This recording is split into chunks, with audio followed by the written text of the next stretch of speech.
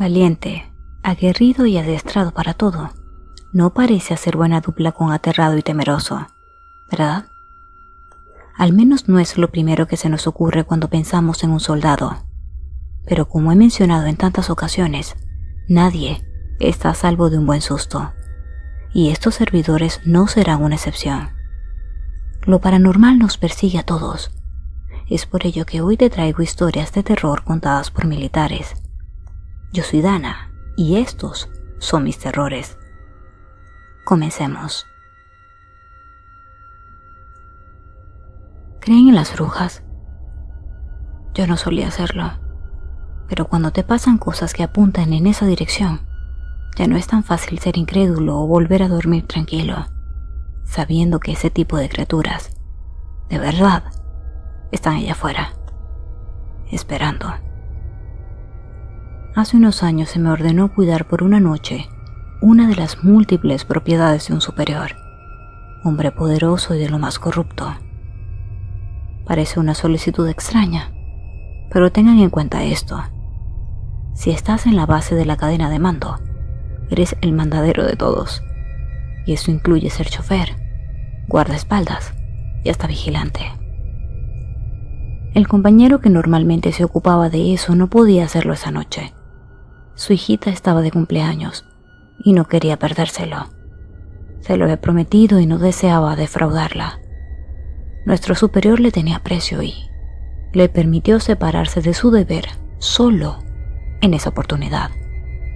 Sin embargo, debía ir por mí a primera hora de la mañana para asegurarse que todo estaba bien. Por aquí es todo muy tranquilo. Lo único que te voy a pedir es que no vayas a entrar en la casa. No podemos. Es más, ni a la puerta te acerques. Si necesitas hacer algo, hazlo por aquí. En la garita puedes descansar, pero date tus vueltas.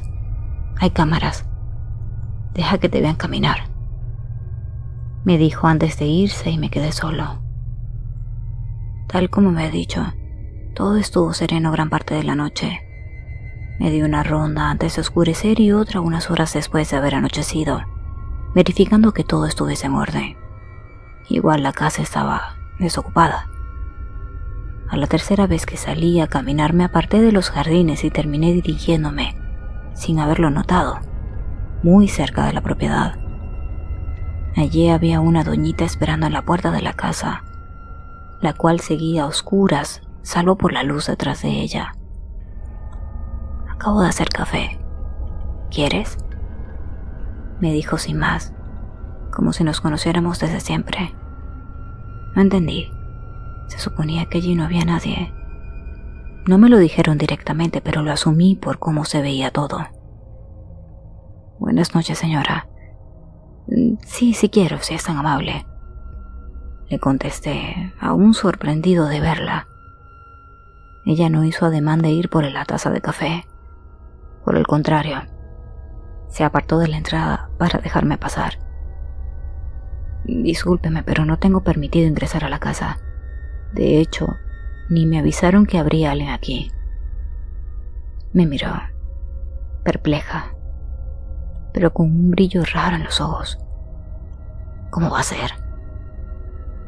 Yo soy la dueña y le digo que puede pasar. Me negó otra vez, diciéndole que eran las órdenes que tenía. La doñita, quien asumí podría ser la madre o la abuela de mi superior, sin decir nada, se metió y cerró la puerta. Hora después, a eso de las 4 o 5 de la mañana, ya no recuerdo muy bien, hice una cuarta ronda y volvió a pasar lo mismo. Me desvié del camino y terminé muy cerca de la casa. La señora estaba otra vez en la puerta, esperando. Verla me provocó un miedo que creí era irracional. Yo era un hombre joven, fuerte, armado, y le tenía miedo a una vieja que solo buscaba compañía. Si no hubiese sido por esos ojos, brillantes como carbones encendidos, como brasas astutos y maliciosos, hubiese terminado por entrar. Con mi segunda negativa, la señora me dijo antes de meterse que tuviese cuidado allá afuera, No se sabía nunca que nos estaba rondando. Yo señalé mi arma, diciéndole que estaba protegido. Ella soltó una carcajada horrible. Ay, niño, eso no detiene nada. Luego me estarás rogando por entrar, si es que te da tiempo. Allá tú. Y luego volvió a cerrar la puerta. Sentí un escalofrío y no sé muy bien por qué. Casi corrí a encerrarme en la caja de latón que era la garita. Mi instinto fue acertado porque, poco después, un aleteo que solo podía provenir de un ave gigante se dejó escuchar sobre mí.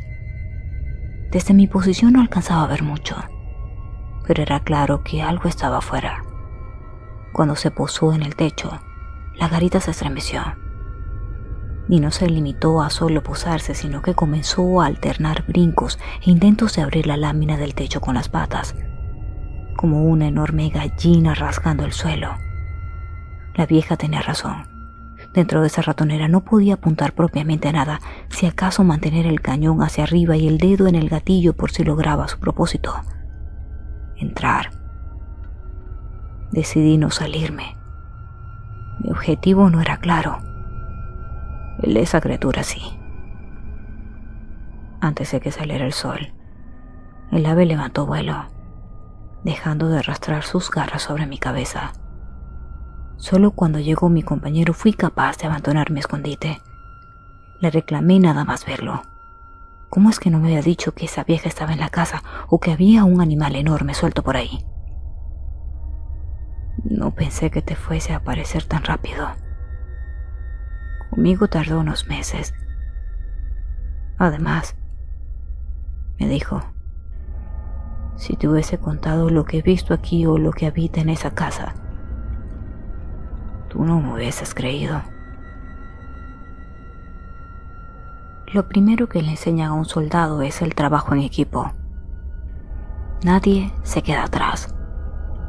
Eso queda grabado a fuego en tu mente y hace más ruido cuando eres líder de escuadrón. Esos hombres bajo tu mando no son solo tus subalternos, son tus hermanos.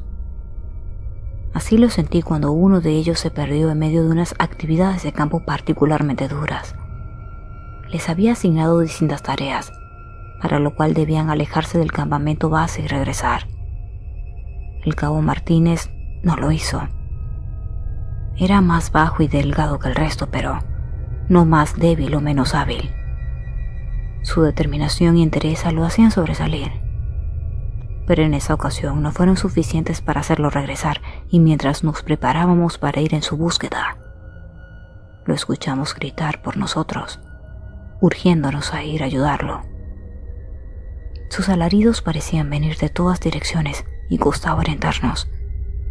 Temía dividirnos para cubrir más terreno y perder a uno más, sin saber qué había allá afuera. Pero no tuve más opción. Ni bien se habían separado los soldados González y Peña, escuchamos gritar con la misma o mayor desesperación a Martínez. Sin embargo, ahora parecían venir de un mismo sitio. Una pista que nos iba introduciendo más y más en el monte. De repente, los gritos por ayuda cesaron. Pensé perderíamos el rastro y la luz del día ya se retiraba. La copa de los árboles, tupidas, lo hacían todo más sombrío. Nos detuvimos planeando hacia dónde seguir, pero no hizo falta. A lo lejos, vimos a Martínez, González y Peña regresar, juntos y a salvo. Martínez cojeaba notoriamente, sosteniéndose de sus compañeros para avanzar. Estaba empapado. Luego nos contaría que resbaló en el arroyo y se había torcido el pie de tal manera que se le había hecho imposible volver sin ayuda. Pero nunca había gritado. Antes de que llegara hasta nosotros, los gritos de Martínez se hicieron escuchar. Todos nos quedamos de piedra. Incluso un pálido Martínez se detuvo en seco al escucharse a sí mismo aullar, cuando nada salía de su propia boca.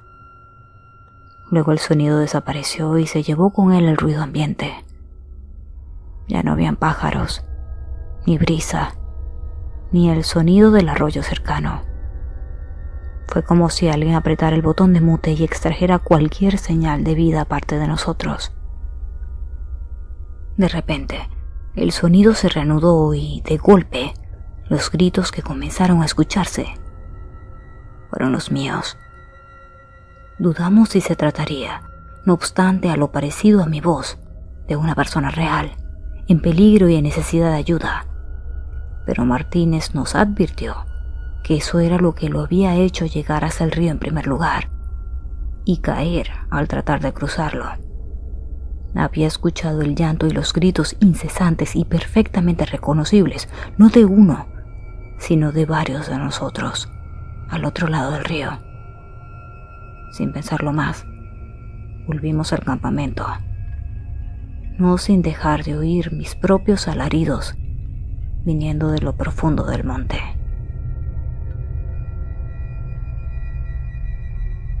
Como todo en este mundo, la vida militar ha pasado por periodos bien oscuros. Basta nada más ver las múltiples historias de las barbaries de las que los humanos han formado parte, de las atrocidades que han cometido y que de ninguna manera pretenden ocultar. Hay hasta cierto orgullo en ello. El cuartel en el que cumplo servicio tiene más de 200 años y se encuentra frente a una playa preciosa, un lugar idóneo para la vigilancia y protección de la ciudad ante posibles ataques marítimos, los cuales eran bastante comunes en épocas pasadas. Dentro de esta estructura, espectacular y clave de turismo para los entusiastas de la historia bélica, se encuentra un enorme pozo cuya salida y entrada de flujo de agua es visible aún desde el exterior. A muchos turistas, por supuesto, no se les relata parte de la escabrosa tradición del edificio. Por desgracia, nosotros los soldados no nos encontramos exentos de ello. Y todavía peor, cuando se considera que hemos incumplido con una orden o incurrido en algún acto de indisciplina y desobediencia, podemos ir a parar allí por unas cuantas horas. Podría incluso pasar mientras ciudadanos comunes observan el pozo desde afuera y ven entrar el agua por las rejillas, ignorantes de lo que sucede en el interior y ante sus propias narices. Una vez me tocó estar allí dentro. No importa el porqué. Lo que sí les digo es que, si bien al principio se sentía solo olor a mar, este era reemplazado por las horas y sin ninguna fuente posible por un hedor nauseabundo, como a carne podrida dejada al sol. La luz sobre tu cabeza y el calor eran insoportables. El agua no hace más que subir, y no viene sola. Cangrejos trepan como arañas sobre las rocas y, si no estás atento, espantándolos, lo harán también sobre tus piernas. Si te sacan al caer el sol, cuando el agua ya quiere darte a la cintura, tienes suerte. Verán, hace muchos años, cuando ninguno de ustedes ni yo pensábamos en nacer, hubo a quienes se encerraron en ese pozo. Prisioneros de guerra, desertores, incluso enemigos personales, entre ellos adolescentes y hasta mujeres, fueron arrojados ahí. Se les lanzaba desde lo alto, y si su destino no traía con él misericordia y no morían en la caída, quedaban malheridos para sufrir lo que les quedaba de existencia sobre incontables torsos, piernas y brazos, algunos ya inmóviles, otros aún con vida, unos pudriéndose entre el sol y el agua salada, y otros luchando por sobrevivir un minuto más, una hora más, una noche más. Juraría que, cuando estuve en ese lugar, pude sentir dedos desesperados intentando sostenerse a mí mientras el agua subía. Otros aseguran que si te dejan hasta que llega la noche y hay marea inusualmente alta, puedes escuchar susurros y gritos de auxilio. Gargantas que se llenan de agua, chicos que lloran, así como los arañazos cerca de la abertura superior de quienes luchaban por respirar.